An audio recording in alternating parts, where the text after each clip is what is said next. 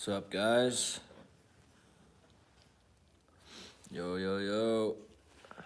What's up, guys? I'll mute this other one real quick. I got a few people in here quick already, guys. So I started this a little early so I could let you guys get in. So, this is her. She's on the lift. No MLK Day. I'm home working, unfortunately.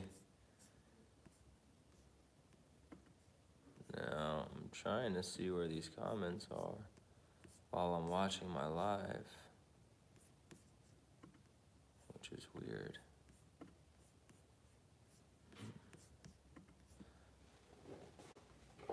Yes, I'll be in Florida next weekend with you guys. I got a little busa over there that I gotta deliver for my mans. So I'll be taking just my 636 and that's about it. No bagger on this one, unfortunately.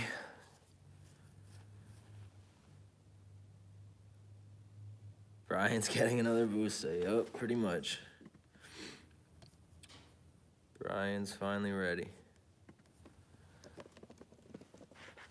Sorry, guys, bear with me. We're still a little early. I'm just getting set up here.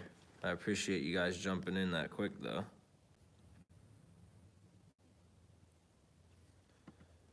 All right. Hey, my guy's with me. Brian, help me out here, bud. I'm trying to look at these comments here, but I can't get them up on here.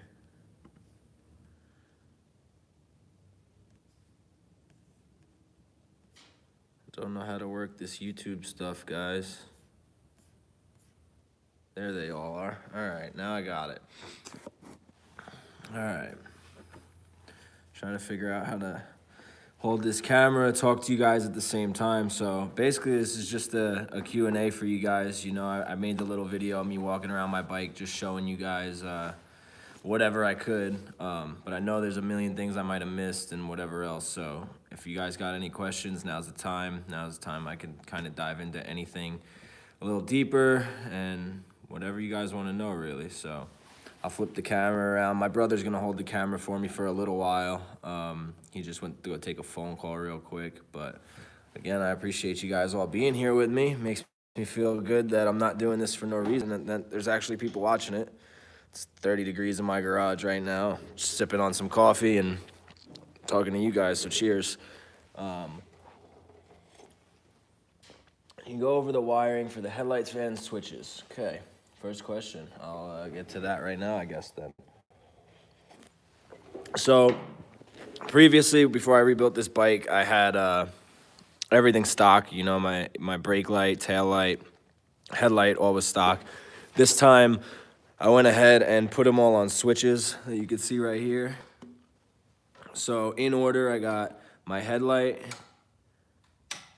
brake light, or headlight, tail light, brake light. So the tail light and the brake light didn't really have to be on two separate switches, but I decided to put it that way just for some strange, odd reason that I would want to have my brake lights but not really have my tail lights on all the time.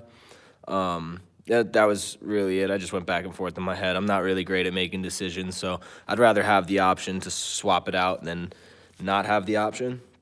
So that's why I left that like that. But it's super simple wiring. I just basically went from the light to the battery to a switch and up to there. So really simple, basic wiring. I don't really know much about wiring at all. So me and my brother sat here and did it. It took us about an hour to wire all that up. So it wasn't too difficult. I feel like just about anybody could do it. So that's the wiring. Fan switches, I still have my fan on a stock switch, so I don't have a switch for my fan, so that's the stock thermostat, and fan switch kicks right on at the OEM temperature, so I don't mess with that. My bike, I've never had issues with my bikes running hot. I've never had to run a second fan, even on my lot bike. I could walk over here and show you guys the first stunt bike that I built that I've had for couple of years now that I've done a lot of my practicing on. That still only has one fan in there, and it's still not on a switch. It's OEM fan setup as well. So A lot of guys have issues with overheating. I haven't. I don't know why. I don't know what it is about my motors that don't.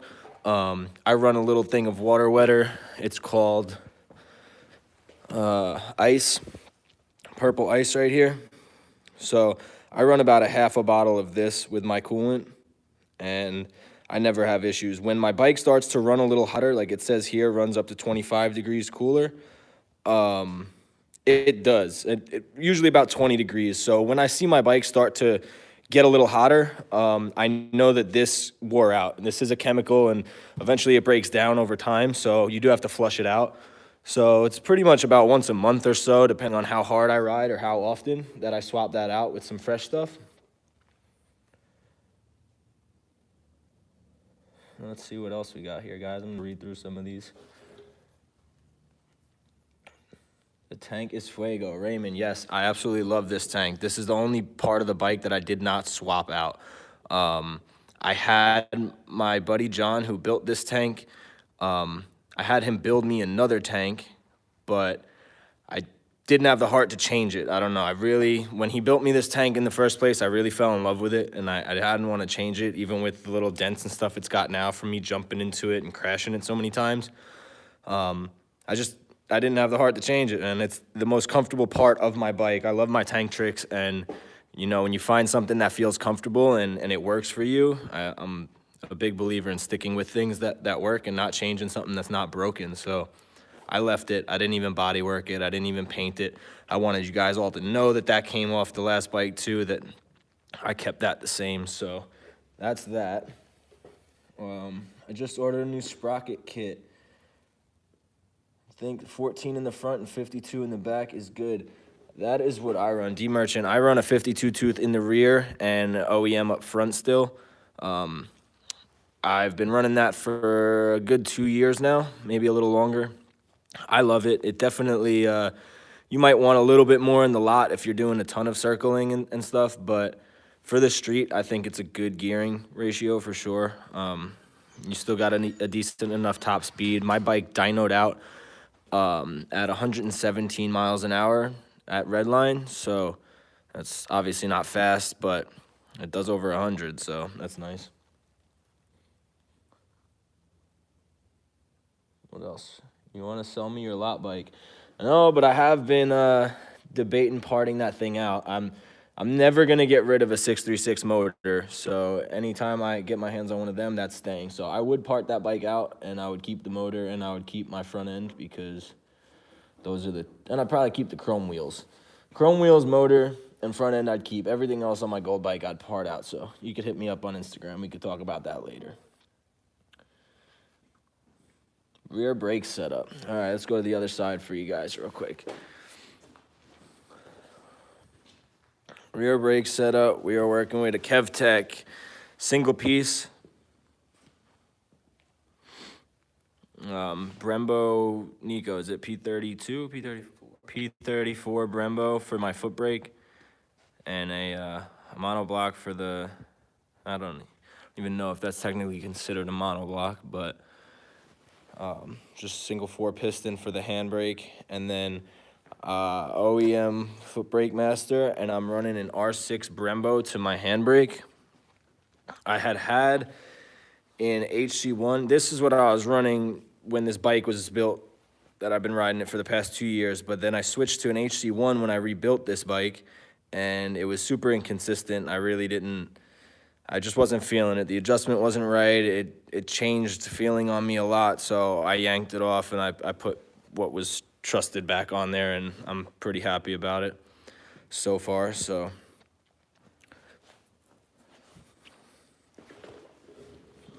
look back at some of these.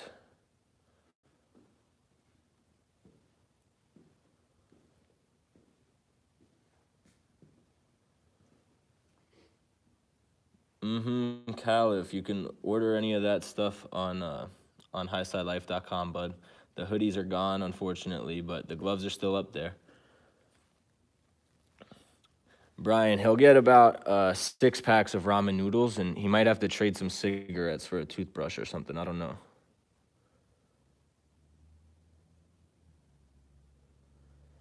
Yes, I've seen people stunt ZX6 double Rs. I actually, the first few trips out west that I've taken, when I went to beat the heat in Arizona and a couple of WCC rides a few years back, or a couple years back, B-Rup, I don't know if you know that name on Instagram, but he is another sick rider, and he has a bike similarly set up to this, but it is a double R. It's a 600 motor, and I didn't even know that until like the third time I rode it. And he was like, "Oh yeah, it's a 600." And I was like, "Oh wow, that almost makes sense now." The bike felt a little smoother. It didn't feel as twitchy or aggressive. And I think that's about all you feel with those bikes. Otherwise, they're the same exact bike. It's just 36 less CCs. You know, it's just a little bit less power, and so it's more reliable for one, I would think, and two, it's more predictable. So for the street stuff, I mean, not that I would prefer it over, but I wouldn't really have a choice. It wouldn't make a difference to me if I was on a 600 or a 636, to be honest. My idle, my idle is turned up differently every time I ride it. If I'm in the street, I keep my idle close to stock, maybe around 2,000, a little higher than stock. When I'm in the lot doing some circles, depending on what kind of tricks I'm doing, it could be anywhere from 3,000 RPMs to 4,000 RPMs. And when I'm working on some no-handers and stuff, it could be anywhere from 7,000 to 10,000 RPMs. So you can get up there. It varies depending on what you're doing for sure.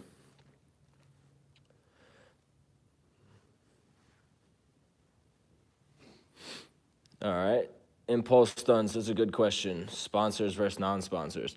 For one thing, I'll say, like, yeah, I do have a bunch of sponsors, but I will never, ever tell you guys to go buy something strictly off a sponsorship because they gave it to me for free. If I don't believe in a product, I'm not going to tell you guys to go buy it, and I'm not going to take that sponsorship or work with that company. Anybody I work with because I believe in some part of their business, whether it's their customer service, their actual products, or whatever. I have companies that I work with that I love their products. I can't stand their customer service at all, but their products are A1, so I still work with them. And then vice versa. I have companies that, you know, their products need a little bit of work, but they're such good people and they do such good business and such good customer service that it's worth it. So on this bike alone, I have KevTech cage, KevTech sub cage. It should have KevTech axle sliders on there too, axle sliders, but I don't have them on there at the moment. It's still kind of like a test and tune for me right now on this bike, so stuff's been coming on and off. I had my cush drives went bad on me, and you could move my sprocket like a good inch left and right. So that back wheel's been on and off twice. I switched a rotor in the rear as well, and my front rim was bent, so I swapped that around too. So I've just been taking my wheels on and off a bunch of times, so I haven't put those on yet. But so I have sponsored stuff. The KevTech brake bracket is sponsored.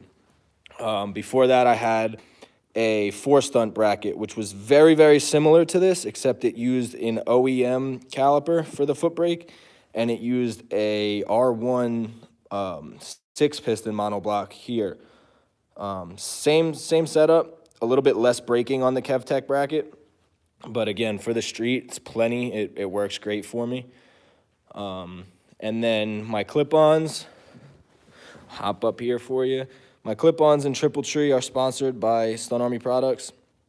I should have my GPR up here, but GPR is a piece of shit basically, and it constantly leaks and gives me issues, so I got to send that back in to get rebuilt again. I was having trouble with my old Triple Tree, and the height, the angle of the GPR wasn't right, so I think it was causing a little stress on the O-rings and stuff and causing me to blow stuff, so still figuring that out. But this new setup with this bracket should fix the issue. I just haven't got my GPR back from GPR yet. So the clip-ons are a 7-degree rise. You can get 0 as well. I like the 7s because they feel flat. The 0s to me almost feel like they go down, and I don't really like that.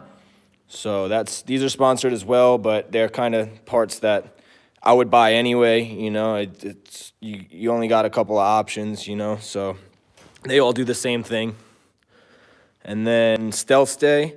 The Stealth Stay is a sponsored part. KevTech actually bought Stealth Stay a little while back, but this was on my bike way before I was sponsored.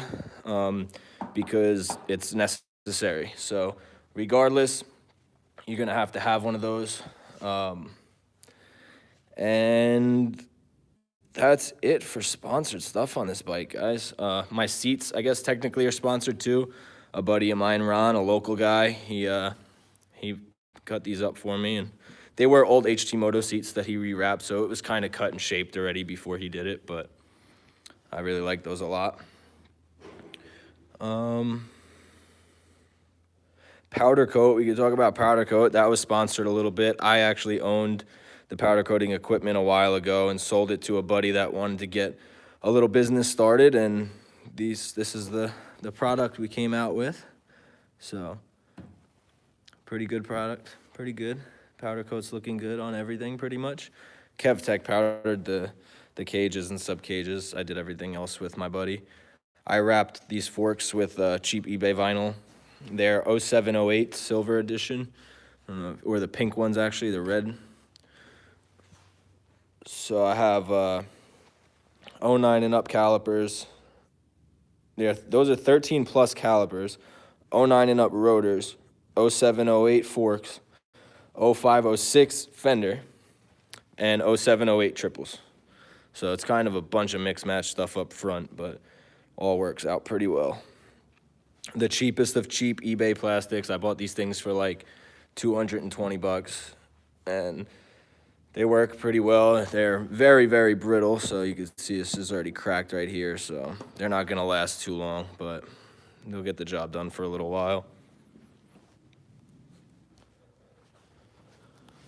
What else we got?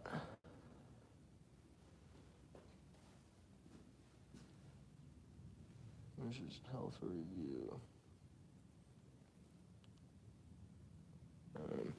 Looking at some of these comments from you guys. Give me a second.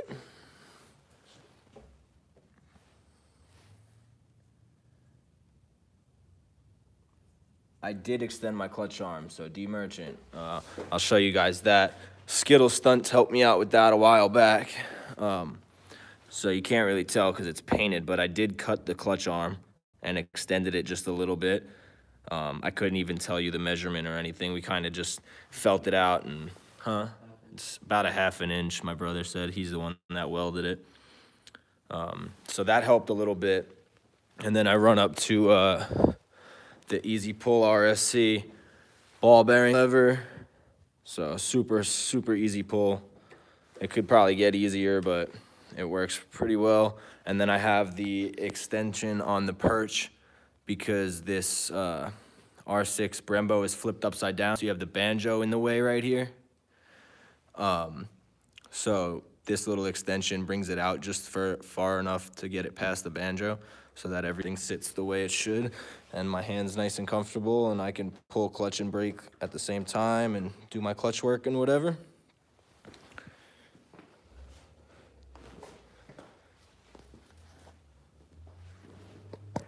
Let's see, set this back up. Look at some more questions here. Remember when Frankie almost got ran over, and especially in the dirt? Yes, I do. My bike is not stretched, Elijah. It is not. Very stock. Front end, I touched on that. Just gotta say, Joe's on the Real Shows Dudes, as well as Brian.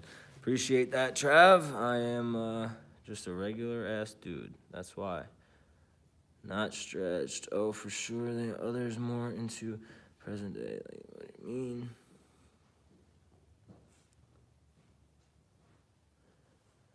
The Magura HC1 was definitely, the adjustment was further out from the bar than I wanted it to be. But the Six Shop actually sells a lever that you could swap out and give you the adjustment that you need. Or you could do it the ghetto way like I did and put your lever in a vise, heat it up, and bend it a little closer to the bar, and then you have better adjustment. But even still, after all that, the adjustment on a Magura, the feel of a Magura, for some reason, it just changes as the brakes get hot. They end up just changing. So I don't know. It's just too inconsistent for me. So I pulled it off anyway. Is there any good way to find a 636 motor? Absolutely not. Unless you go pay, I don't even know, $5,000 for a minty bike that's never been really touched before, and even still, it's kind of a toss-up if it's a good motor or not.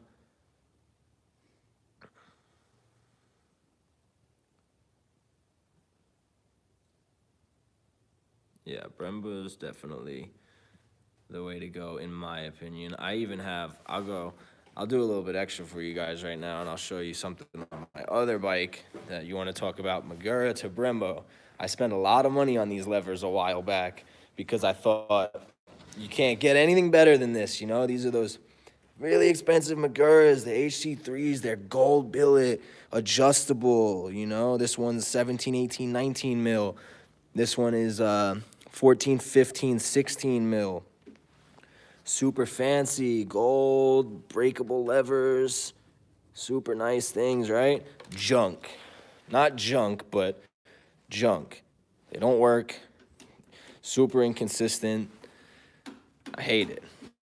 Part of one of the reasons I don't really ride this bike that much, and I haven't been able to swap it out yet. But I'm a Brembo guy after all that. I've tried a few other levers too. I just think Brembos are the most consistent out of all the braking ones. Next to that, I think would be like Akasato or whatever that brand is. Those seem to work pretty well for a bunch of people, so.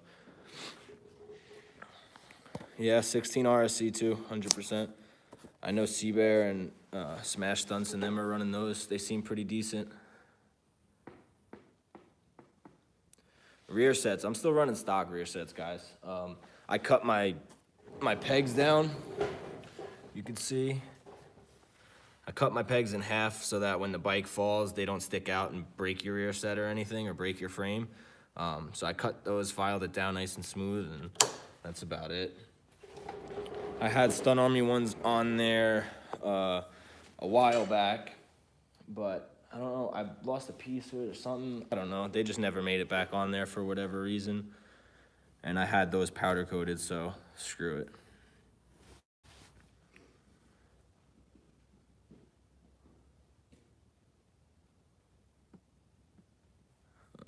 Gabe, cheapest handbrake setup that you're gonna find.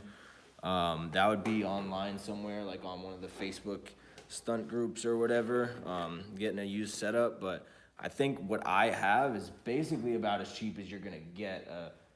An old R6 Brembo Master with whatever brake caliper or bracket you're gonna run, and then it's just an 80-inch line. There's really no cheap way around it. You gotta buy 80 inches of brake line, you gotta buy a master, you gotta buy a bracket, you gotta buy calipers, and a rotor. So, I mean, the cheapest way you could go is maybe like an old Hohei bracket that bolts to your stock rotor, and just add one caliper, use your OEM foot brake caliper, and then get a cheap master. Handbrakes to me is not something I would cheap out on. If you can cheap out on everything around the bike, make sure your handbrake's legit. That's your life. That's what you're hanging on to, especially if you want to do tank tricks, anything like that. Go expensive with a handbrake. I don't suggest cheaping out on something like that.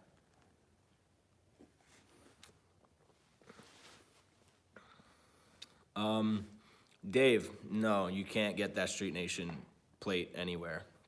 A lot of people ask me about that one, about where you can buy it, and this and that. That plate is held dear to my heart. Rocco gave that plate to me a while back, and it's been through hell. It actually came off at one point, and all this is gone because it was on my titanium, and I was scraping it on the street for a little while without noticing. So I left that there like that as well, because rest in peace, Rocco. But that's, I mean, I don't know, you know, people can get them. Obviously, people have them made, whatever, but that's not, those aren't for sale. It's not one of those things. It's a little bit closer to home on those.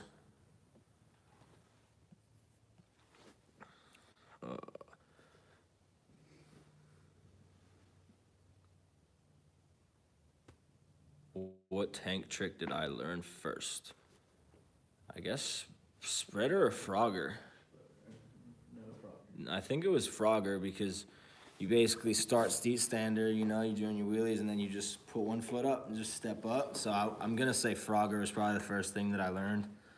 because it's safe. You step up there, you don't like it, you just hurry up, step back down.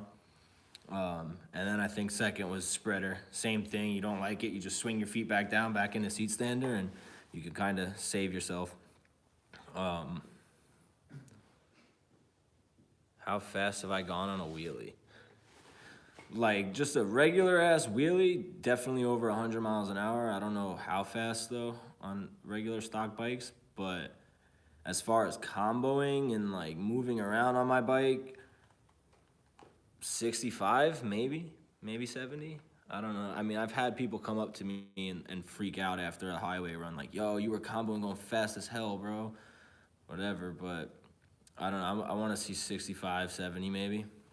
You like that Scrape City beanie? Shit's fresh. Yeah. I don't know. There's a couple other little things that I touched down to. I'll show you some things that, you guys wouldn't really know to ask about. I didn't really know anything of it until I found out, but let me see if I could pop my seats off real quick and show you up under here.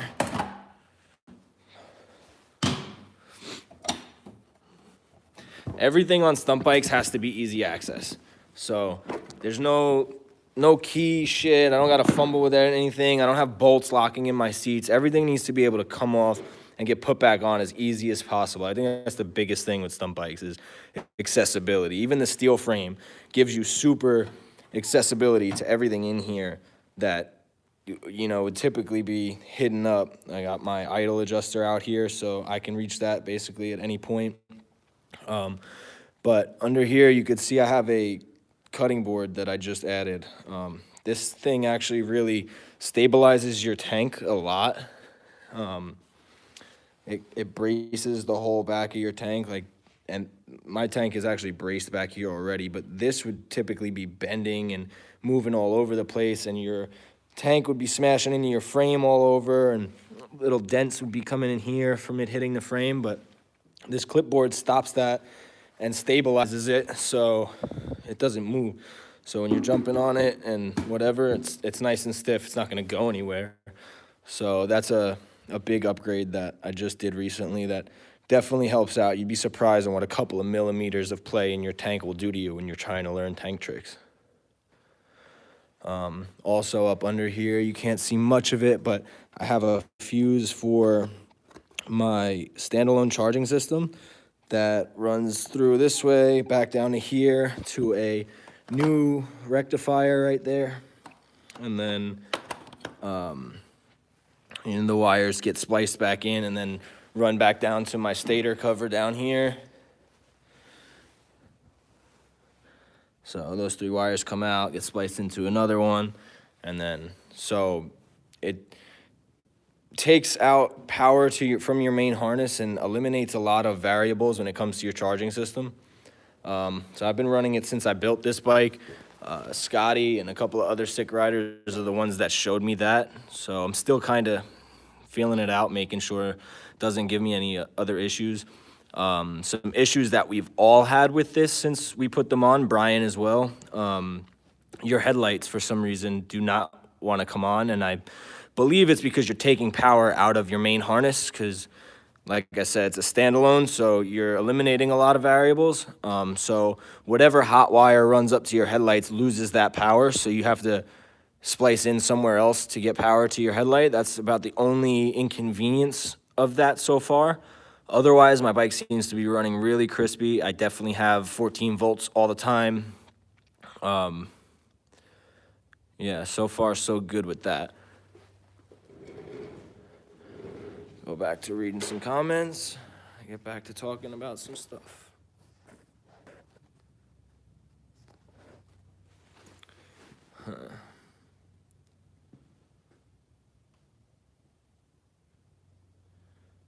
Who rides near Vallejo? I'm sure I know people out there in Vallejo. I can't name anybody off the top of my head. Why don't I do Stoppies? Because I'm fucking scared. I don't like them. I'm not scared of anything else I do on a motorcycle, but Stoppies scare me, so I take them very, very slow. This year, since this bike's been put back together, I haven't had a good front end that I've trusted ever in my life. I took the time on this bike to make sure everything was tight and straight on my front end, and it does feel great. So I have been practicing stoppies this year, and I hope to get at least a little bit of a distance under my belt this year.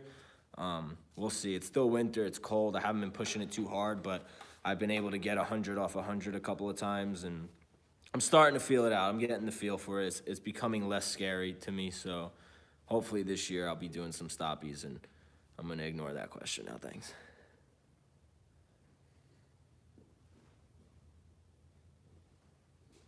He said, "Oh shit, I never seen it." Nah, me either, bro. Trav, when'd you see me do a fucking stoppie, bro? Cause I haven't. What are you streaming? Is the quality good, guys? I hope the quality's good. I'm in my garage on my cell phone, so it's Verizon service. I hope it's working out. I did a little test run earlier, and checked it out. It seemed to be all right, but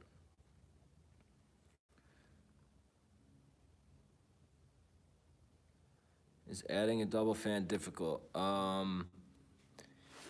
It's not. It's pretty simple wiring as well. It's still difficult for me because I don't really know shit about these bikes, but it's basically just, you know, you either got to get the bracket or get a radiator cage that has a bracket for another fan, and get that fan wired up to your battery to a switch. It's fairly simple wiring. Get to 500, yeah, okay, we'll figure that out. 500 will come. I'll talk to you guys about that later. Do dirt bars versus clip-ons? I have ran both, Motosteed. I've ran dirt handlebars. Can you grab me those pro tapers? Where are they at? You have them hidden somewhere? I'm gonna have my brother go grab the set of handlebars that I used to run, but I did run some pro taper fat bars on my gold bike that I just showed you guys. These are them.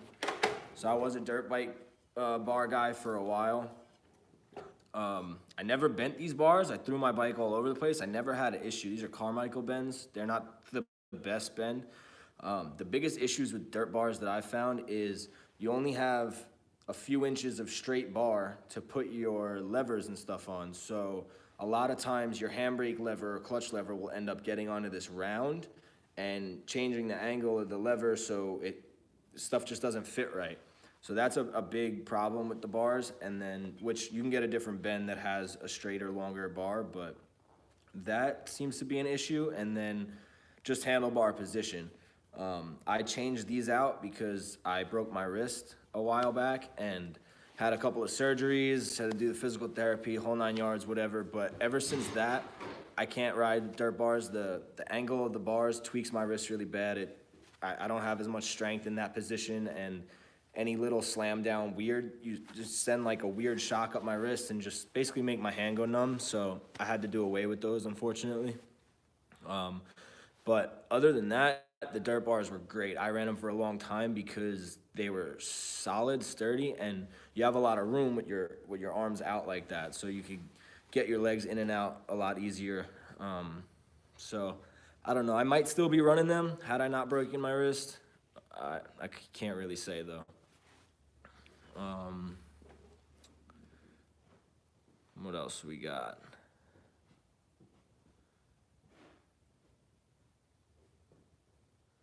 Carmichael's on the FC, dope. I really like those FCs. A lot of guys are riding those things now. A lot of people are hating on them.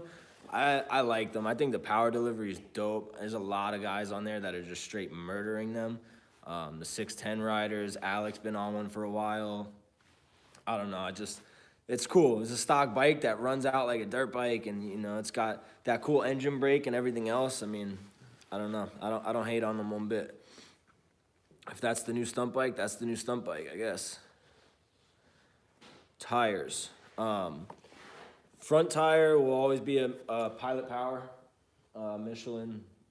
My rear tire, I used to run takeoffs all the time, especially with the lot bike with that steel frame over there. I would just basically run any tire that I could get my hands on. But for this street bike, I run these Sport Max GPR 300s. I've been running those for, like a year now or so. I buy them brand new. They're like, with my discount at the dealership, it's, I don't know, like 80 bucks or something. They're super cheap to me. I want to say they're like 100, 110 bucks otherwise. So for a cheap tire, they work really well. And they're pretty consistent. I can drift them right out of the gate. I usually pop the bead, put the tire on, whatever, pop the bead, and leave my tire pressure at like 35, 40 PSI. And I'll drift it, break it in a little bit. And it typically wheelies right off gate. If it doesn't wheelie straight right away and it feels a little top heavy or whatever, there's different peaks to tires. So like if you ever seen like a race tire, like a track tire, it's got a super hard peak that, you know, that you just fall over hard.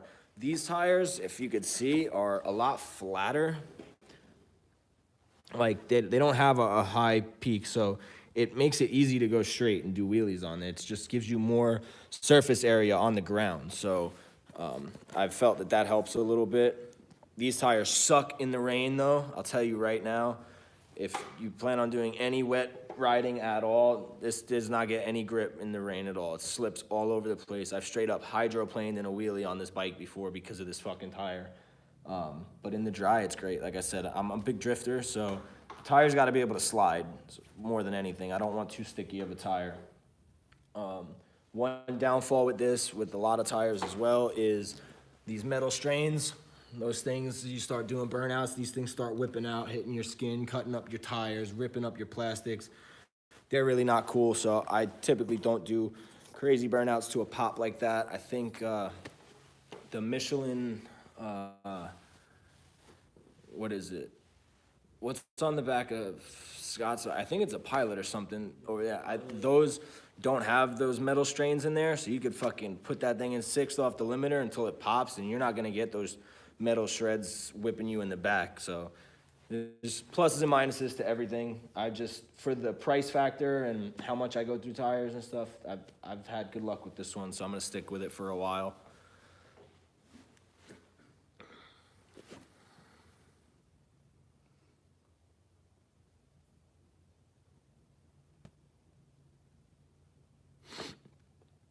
Did you ever rev that 600 more than the 636 and pop the clutch to get it up? My 2000 R6. An R6 is a different bike, Gary. I don't know. That's a whole different animal to me. I've noticed that the R6s are way more snappy than a lot of bikes. They have a different power band to them. So it's just all about power delivery of the bike, honestly.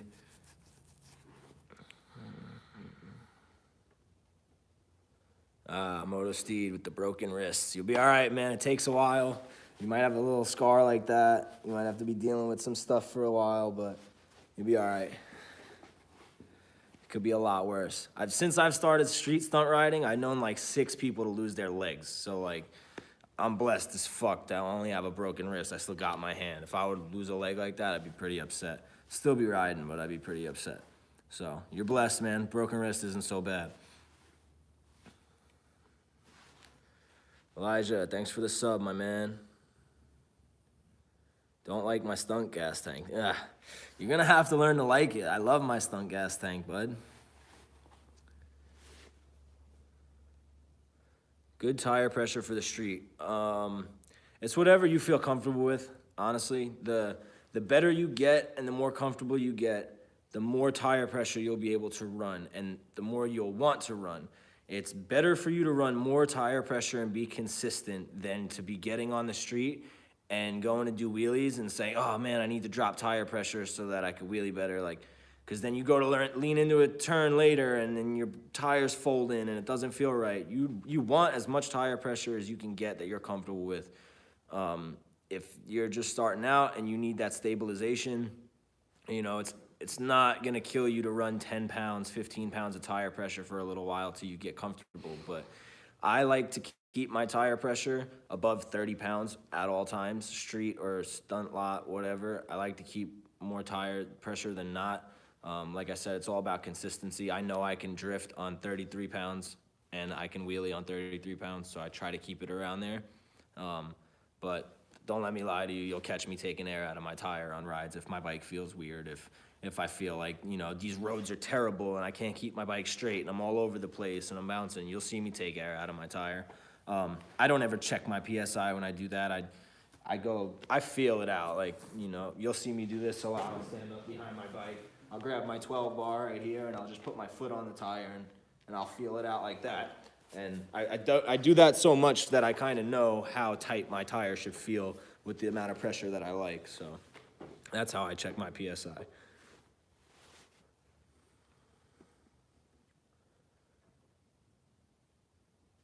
Build a stock 636 or buy a Stunt. GS Lash, if you want to stunt a 636, buy a stunted bike. Let's try to save these stock 636s as much as we can.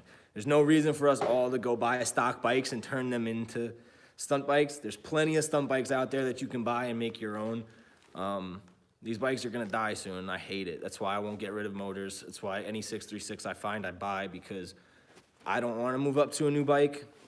I don't want a 13 plus, I don't want a 19.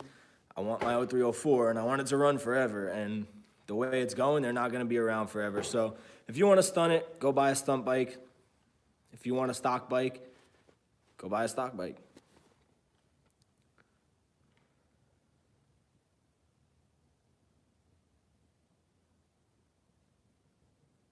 The next bike on my list, a little secret, I'm working with somebody right now. I might have a new bike in this garage in the next month, maybe less. So fingers crossed, I'll have another bike in here and you guys will find out what it is soon. So anybody in this live chat right now, is about 40 of you here, you just got some privy knowledge right there, so.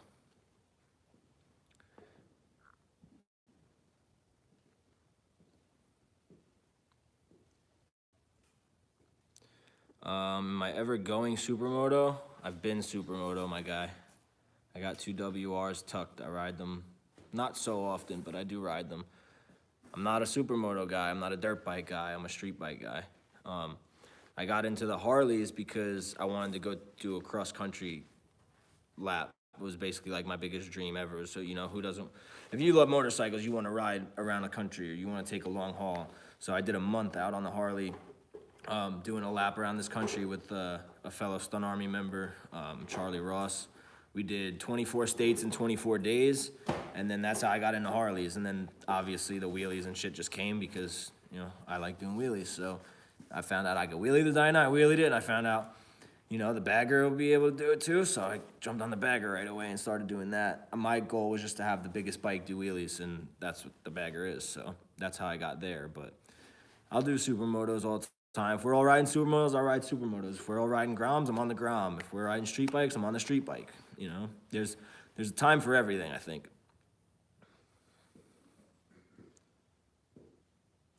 I was never in the military, false rhyme.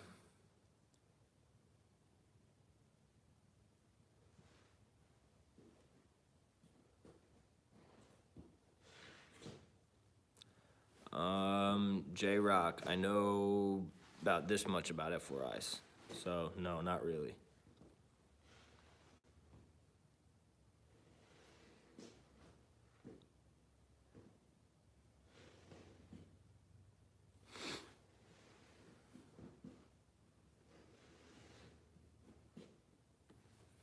Finland tapping in. I appreciate the love. All right. And I'll stay live here for a few more minutes for you guys. I basically set aside an hour for this. We're coming up on about 40 minutes. So if there's anything else you guys want to know, just let me know and we'll get tapped into it. I got myself a cigar over there waiting while I finish my coffee. My coffee's ice cold already. Jesus. Favorite lot rider right now, 100,000%, is Wyatt. Top notch. That kid came in like a bat out of hell and has not stopped yet, and I love it. His progression's unreal. His passion for the sport is unreal, so definitely go check him out. Stunt News did an interview with him behind the helmet as well. You guys should go check that out. Kid's super humble and absolute killer. He came here for the NC sesh. Was that last year or the year before that? I think the year before last, and the kid fucking broke his leg. I had to put him on a motorcycle ramp and fucking brought him into my van, stuffed him in the Sprinter van. I drove him to the hospital with his girlfriend, and the kid was all smiles in the back of my van the whole time with his leg hanging off. I'm like, you know, you gotta love that energy regardless. Like when shit goes bad and you still got a good attitude and you still love the sport and you come back as hard as he did, I respect the shit out of that. So Top Notch is absolutely my favorite lot rider right now for sure. As far as the streets, Veggie's always been my favorite. He was like one of the first people I seen kill the streets, so it was, I don't know if that's what did it or what, but his style just is ridiculous. I know there's more technical killers or there's, you know, you can go left or right with whatever, but as far as style and the motivation that I get and somebody that makes me want to ride, Veggie definitely goes to him. I'm down to come back to KC for sure.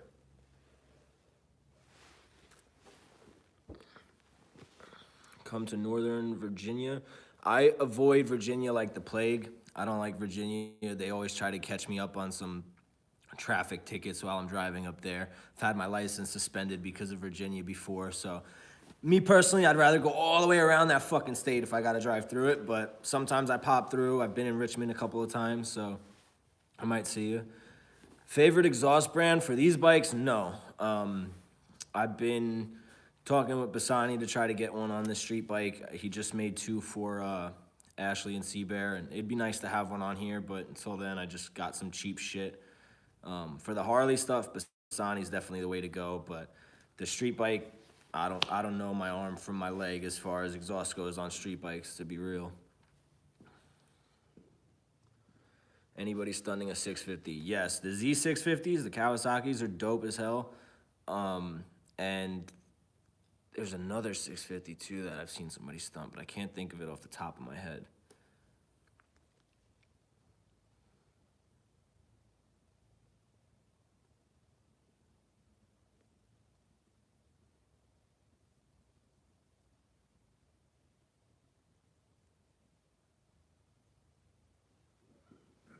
Where's Providence, Rhode Island? Yeah.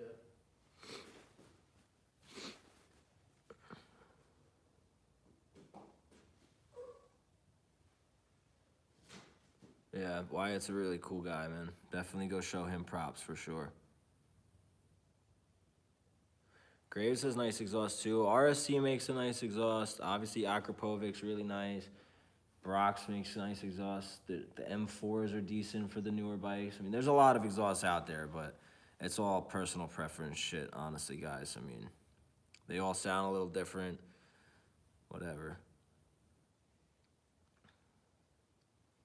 But yeah, Top Notch OKC, I think, is what's his name's? Wyatt's, and then Veggie is just Veggie Stunts or whatever. Definitely both some guys you might want to follow for sure.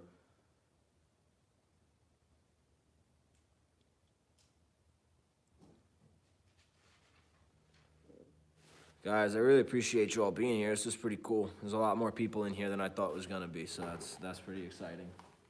I don't know what else we could talk about this shit. Oh, other little things that I could tap into, because this shit right here is super important. You can get yourself fucked up if you don't pay attention to something like this. When you start doing tank tricks, this little bitch right here, your on-off switch, get rid of that fucking thing.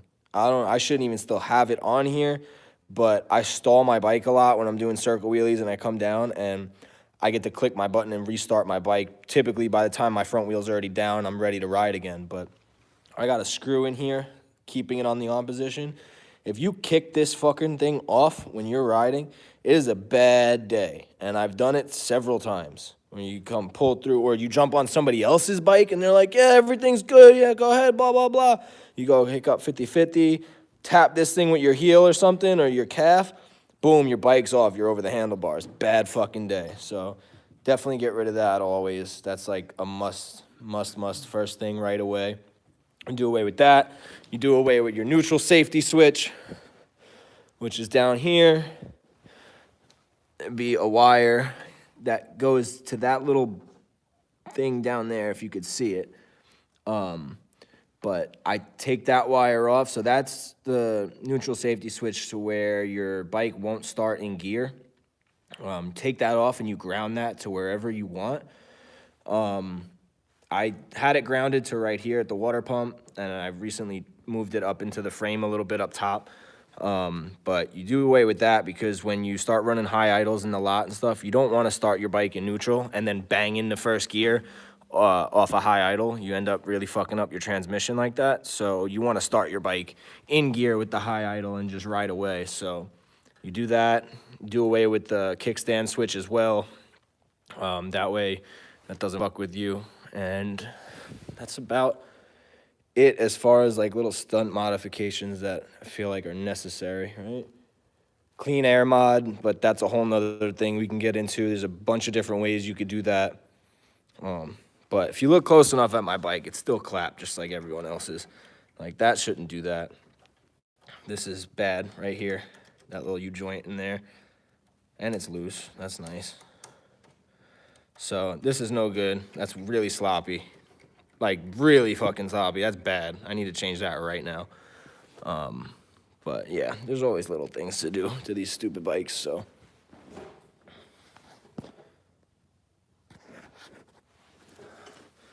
What else we got in here?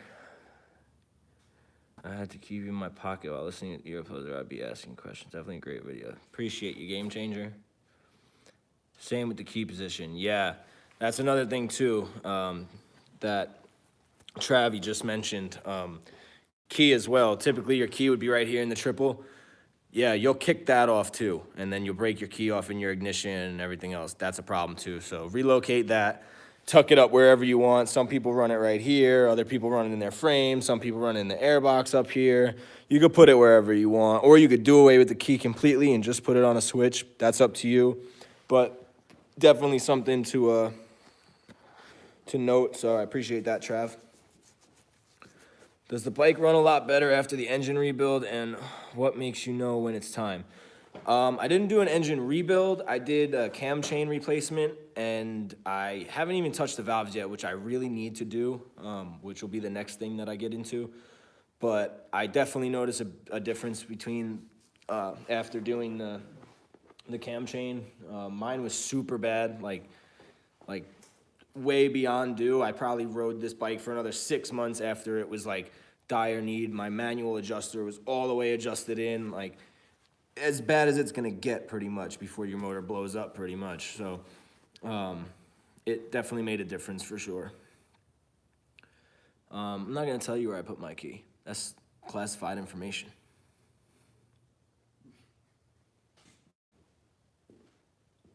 I put my key where my wheelie button's at.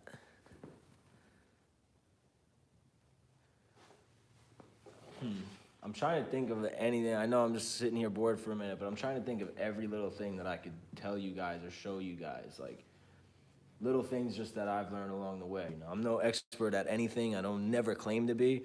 I'm doing all this for you guys just because nobody did it for me. So I'm just trying to give you guys as much help as I can. I've spent hours on the phone calling different people trying to get to where I'm at and learn the things that I have. So if I can make it easier for the next man, that's what this is all about. So.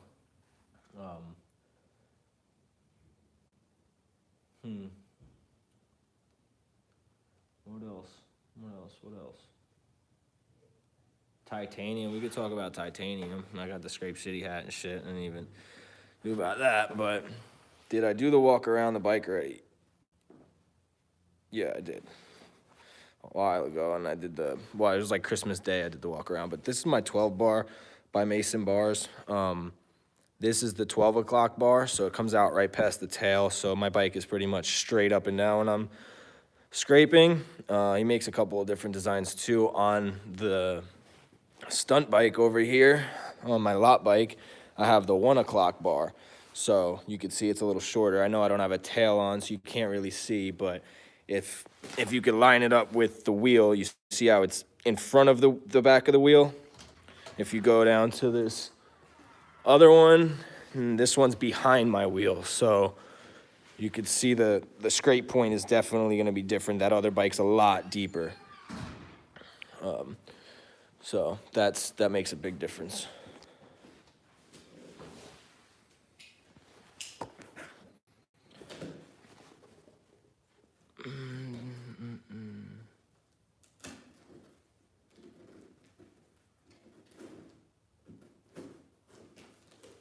Oh yeah, toe. That's funny you mentioned that. So if you watched my first ride on this bike after the rebuild, my legs got caught up trying to pull out a 50-50 because I turned my handlebars into a more stock position. Instead of them being straight across like this, I angled them in a little bit. I never moved them. I left them the way they were, and I started stretching more so I can get in and out of that better.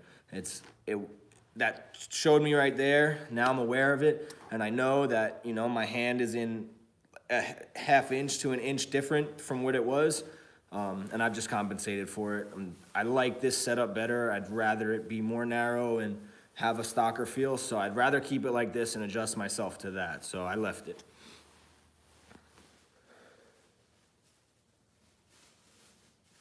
Derek, much love, bud. Good luck on the dread journey. It's a long one, my friend.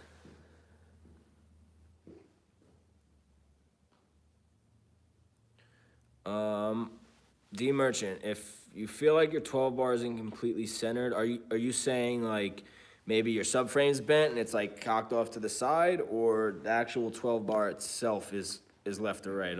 Explain a little bit more so maybe I can help a little bit. How do I cope with the adrenaline rush? To be real, man, that's my calming. That's like, I get hype in my helmet and I'm screaming, but like the stunt stuff to me is like my release and my calming. Like it warms my blood a little bit. It relaxes my mind. So I don't really get the jitters or like freak out like that. Like I get excited for sure, but I don't get an overwhelming rush of adrenaline that like locks up my brain. I'm very slowed down when I'm riding, because I only have one thing to focus on, and that's the bike and riding it. So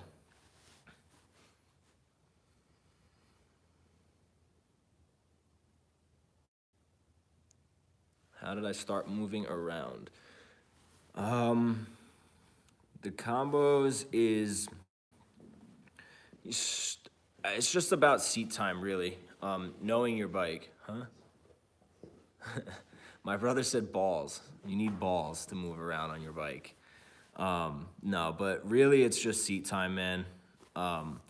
Yeah, I do run a stunt stay. I run a stealth stay from KevTech, but moving around on your bike is just seat time. So if you know, whatever, just as you start to wheelie your bike, you know, say you just start sit down, you do some wheelies, then maybe move your left foot to the back peg, and then you're in staggered, and then get comfortable moving back, and then now you know, this is 2 feet from here. Like, it's about muscle memory and repetition. So that's why all of us talk about seat time.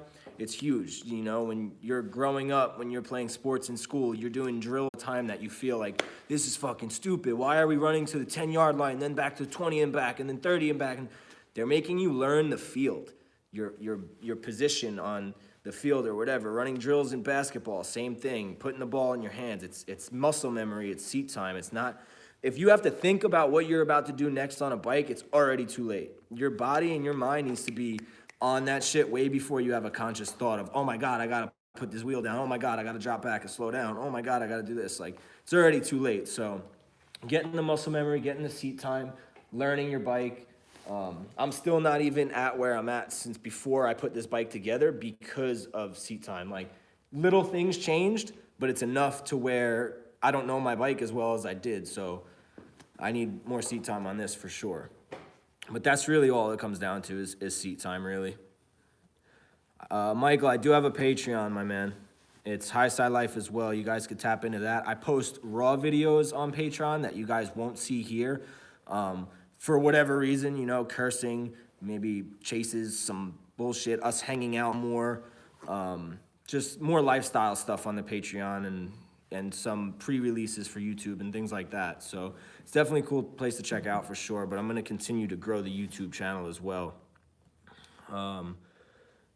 So how long did it take me to wheelie with the pack? Pack control is just control of your bike and seat time, man. So it just takes a long time. You don't wanna be wheeling with the pack until you know you could stop on a dime and you're ready to deal with other people's issues as much as your own. It's not all the way flush in the back of the subframe. Excited and just throw it on there without grinding the welds as much as it should have. Demerchant, you'll be okay. I mean, I've had my subframes bent and it might catch a little different, but if you go back and scrape it and it scrapes straight, it scrapes straight. It shouldn't really matter. If it's not right, it's not right. You should change it, but it shouldn't be a problem if it's a little off, to be honest.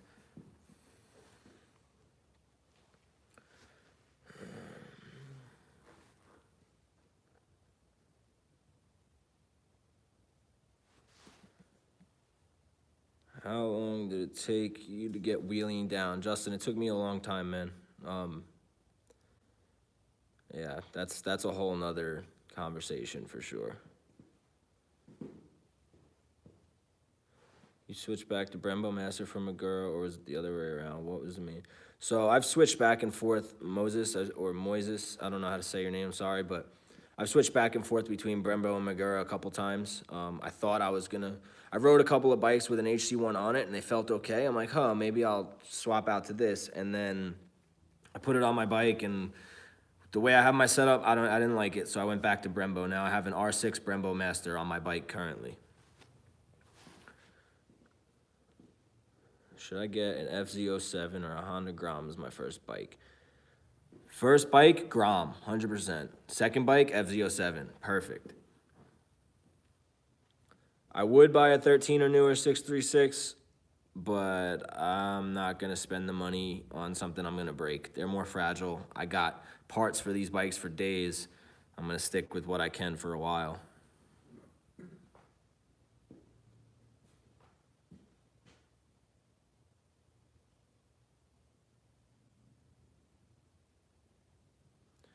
I'm coming to Denver again soon, very soon. I'll let you guys know.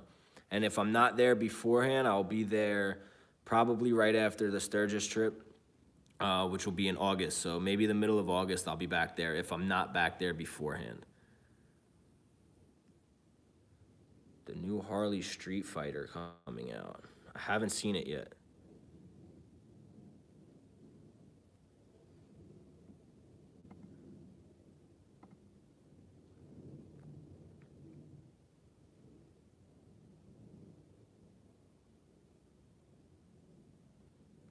Michael, thank you. I'll do another video like this on the Harley as well, guys. I still need to do a walk around video of that period. It's long overdue. I just always have so much going on, to be real, guys. I know it seems like most of the time maybe I'm just fucking off riding, but there's so much behind the scenes work to this and so many, I don't even know. I could get into it for days, but I'm doing as much as I can, guys. I'm getting better at it as I go, and I'm going to continue to get better at it. So thank you guys for being here from the start. You guys are going to see this channel grow from this to something very big. I promise you that. When am I going to be in Vegas? I'll be in Vegas in August after the Sturgis trip. I usually leave South Dakota and head west from there. So I'm going to do a little cross-country tour in August. So maybe I'll see you guys then. Scrape City hat is fire, guys. Go ahead over to scrapecity.com. They keep me laced up with some titanium. They're all a bunch of great guys, and you know they're pushing the sport just like the rest of us. So, Frankie, dude, he scared the shit out of me. I was gonna run my boy over. Tangy, what up? Coming back up for East Coasting? Yeah, I'll be there for East Coasting for sure. There's a few rides that I won't ever miss. East Coasting, Lean Back in Chirac, ROC if they have another one. West Coast Connection rides I try to make a bunch of. So yeah. Michael, yes, I do merch. HighSideLife.com. I appreciate you. Thank you. All my merch sales, all YouTube revenue, which isn't there yet, and Patreon, all that, everything gets funneled right back into this, whether it be for travel for me to get to the next place, new merch drops for you guys, better camera equipment. I just bought a new GoPro, so the videos should get a little better. I was still using a Session, a little old number 5 or whatever. I just got the GoPro 8, so it should be stabilizing and better for you guys now. And like I said, just slowly getting better. So any money that you guys spend with me, it doesn't just go to me blowing it, being a fuck off. I put it all back into this. This is my passion and drive. So I appreciate every sale I make for sure.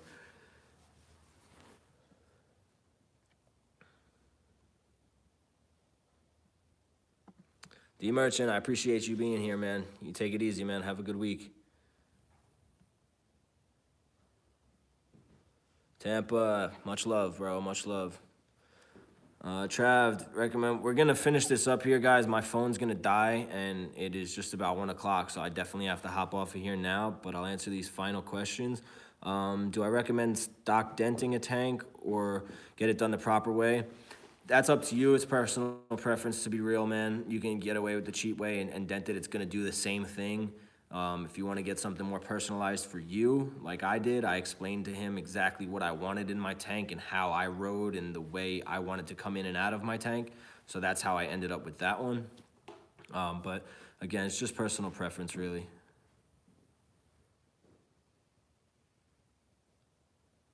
Tangy, the bike's running good. I either have like a lean fuel issue or a valve issue that I gotta check out, but as of right now, she's tight. I'm not worried about anything too much. But all right, I'm off of here, guys. Thank you so much. I appreciate every one of you guys here. I think I touched on just about everything that I can, and yeah, I'm gonna go get reorganized now, go eat some lunch, and get ready for this Florida trip. I'll see whoever I'll see down in Orlando this weekend at Winter Vacation. If I don't see you there, maybe I'll see you at Daytona Bike Week or NC in March or wherever else. But take care, guys. Much love. I'll talk to you all soon.